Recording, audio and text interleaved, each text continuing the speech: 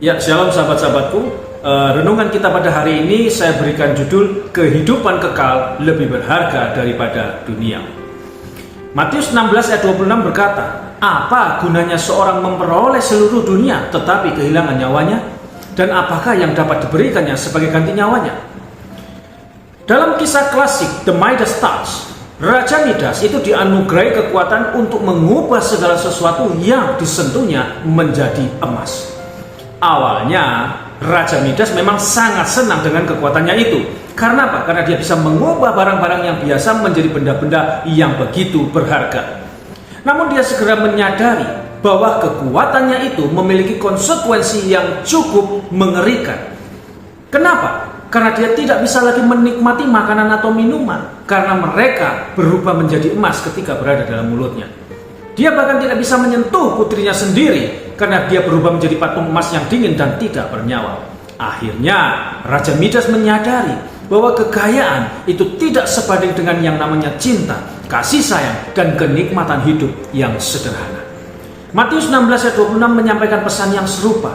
Dikatakan di sana tadi apa? Apa gunanya seorang memperoleh seluruh dunia tetapi kehilangan nyawanya? Dan apakah yang dapat diberikannya sebagai ganti nyawanya? Yesus mengingatkan kita bahwa kekayaan dan harta duniawi itu tidak dapat menggantikan nilai kehidupan manusia dan hubungan kita dengan Allah. Sahabat-sahabatku, ayat ini menyoroti nilai yang lebih tinggi dari kehidupan spiritual daripada pencapaian materi. Yesus mengajarkan bahwa memperoleh seluruh dunia itu tidak ada artinya jika seseorang kehilangan nyawanya. Dan bertanya, apa yang bisa diberikan seorang sebagai ganti untuk nyawanya? Ayat ini menekankan pentingnya fokus pada nilai rohania dan kehidupan yang berarti dalam konteks ajaran kekristenan. Matius 16 ayat 26 mencerminkan ajaran moral dan spiritual dari siapa? Dari Yesus Kristus. Dalam konteks ini, Yesus menekankan bahwa kehidupan rohania itu memiliki nilai yang lebih tinggi daripada kekayaan atau keberhasilan materi. Memperoleh seluruh dunia, meskipun itu mungkin bisa menjadi pencapaian besar dalam pandangan dunia, tetapi tidak memiliki arti sejati jika seseorang itu kehilangan perspektif kehidupan kekal. Matius 16 ayat 26 merupakan pernyataan yang kuat dan bermakna tentang nilai kehidupan manusia dibandingkan dengan harta duniawi. Yesus mengajarkan bahwa tidak ada keuntungan yang sebanding dengan kehilangan nyawa seseorang, bahkan jika itu berarti harus memperoleh seluruh dunia. Nah, pernyataan ini dapat dimaknai dalam beberapa cara. Nah, seperti apa? Yang pertama, nilai intrinsik kehidupan manusia. Setiap manusia itu memiliki nilai yang tidak ternilai harganya, terlepas dari status sosial, kekayaan, atau pencapaian-pencapaian mereka. Kehidupan adalah karunia yang luar biasa yang harus dihargai dan dilindungi. Itu yang pertama. Kemudian yang kedua, prioritas sejati dalam hidup. Yesus menekankan bahwa harta duniawi itu bersifat sementara dan fana, sedangkan kehidupan kekal itu memiliki nilai yang jauh lebih besar. Mengutamakan kekayaan dan kesenangan duniawi itu dapat menjauhkan kita dari tujuan hidup yang sebenarnya. Kemudian yang ketiga, pengorbanan dan komitmen untuk mengikuti Kristus. Sahabat-sahabatku, menjadi pengikut Kristus seringkali menuntut pengorbanan dan kesediaan untuk menanggung penderitaan, bahkan hingga kematian. Yesus mengingatkan bahwa komitmen sejati kepadanya itu melampaui kepentingan pribadi dan harta duniawi. Itu yang ketiga. Lalu yang keempat, peringatan terhadap keserakahan dan materialisme. Yesus memperingatkan bahaya dari keserakahan dan materialisme yang dapat menjerat kita dalam mengejar harta duniawi secara berlebihan. Fokus pada kekayaan materi dapat mengaburkan nilai-nilai yang lebih penting dalam hidup Kristen. Nah, Matius 16 ayat 26 itu mengajak kita untuk merenungkan prioritas hidup kita dan nilai-nilai yang kita pegang teguh. Apakah kita mengukur kesuksesan kita berdasarkan harta dan kepemilikan duniawi? Atau apakah kita mencari sesuatu yang lebih bermakna dan abadi? Yesus mengingatkan kita bahwa kehidupan manusia adalah karunia yang tidak ternilai harganya, dan kita harus menghargainya dengan menempatkannya sebagai prioritas utama dalam hidup kita.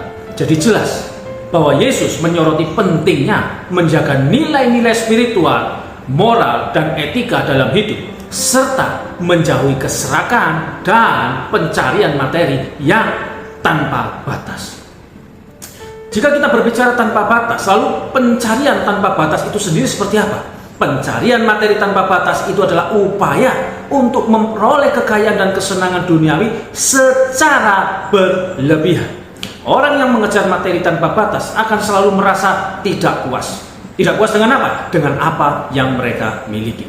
Mereka akan selalu menginginkan lebih banyak, dan mereka tidak akan pernah menjadi puas. Nah, contohnya, orang yang bekerja siang malam tidak mengenal waktu untuk mendapatkan uang sebanyak mungkin. Kemudian orang yang menghabiskan begitu banyak uang untuk membeli barang-barang mewah. Kemudian orang yang mengejar kesenangan duniawi, seperti contohnya seks, narkoba, alkohol, mabuk-mabuk, dan segala macam yang tidak baik. Nah, hal-hal semacam inilah yang Yesus mau untuk kita harus hindari. Sahabat-sahabatku, sekarang perhatikan beberapa komentar dari beberapa penafsir Kristen dunia mengenai Matius 16 ayat 26 ini. Ada Spurgeon, Charles Haddon Spurgeon mengatakan mengenai Matius 16:26 ini, dia mengatakan bahwa ayat ini adalah peringatan yang kuat terhadap keserakahan dan materialisme. Harta duniawi tidak dapat menggantikan kehidupan kekal. Kehidupan itu adalah karunia yang paling berharga yang kita miliki, dan kita harus menjaganya dengan cermat. Itu kata Spurgeon. Lalu ada Adam Clarke. Clarke bilang dalam komentarnya, menyatakan bahwa ayat ini menekankan bahwa kehilangan jiwa atau nilai kekal lebih berharga daripada memperoleh segala sesuatu di dunia ini. Dia mendorong pembaca untuk memahami pentingnya kehidupan rohani. Kemudian ada John Gill. Gill menyoroti bahwa ayat ini menekankan bahwa tidak ada kekayaan atau keberhasilan materi yang dapat memberikan ganti rugi untuk kehilangan jiwa kekal. Gill menekankan nilai kekal kehidupan rohania dan pentingnya fokus pada hubungan spiritual dengan Allah. Kemudian Matthew Henry.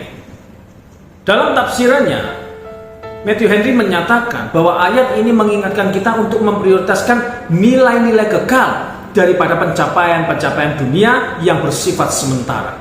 Henry menekankan bahwa kebahagiaan sejati itu ditemukan dalam hubungan dengan Tuhan dan kehidupan yang diarahkan oleh prinsip-prinsip moral dan rohania. Itu kata Henry. Berikutnya ada Albert Barnes.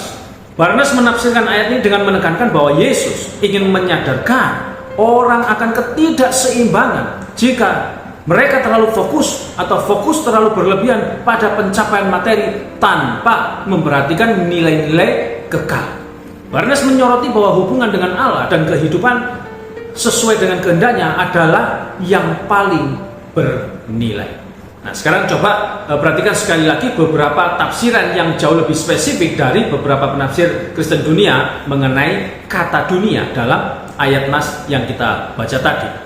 William Berkeley bilang ini, kata dunia dalam ayat ini tidak hanya merujuk pada dunia fisik, tetapi juga pada sistem nilai dan kepercayaan duniawi.